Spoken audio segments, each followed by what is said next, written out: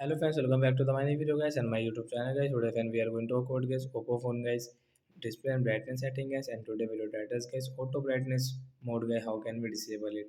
And so you want to disable guys your Oppo phone guys auto brightness mode, so how can you disable today friends? I will show you, I will tell you in this video guys.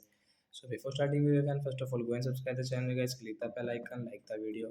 Friends, now let's see guys how can we disable guys Oppo phone or Oppo phone auto brightness. How can we disable? Open your phone setting and we will search here guys auto brightness. So when we will search here guys auto, and as you can see auto brightness guys, we will tap here, and as you can see auto brightness is enabled.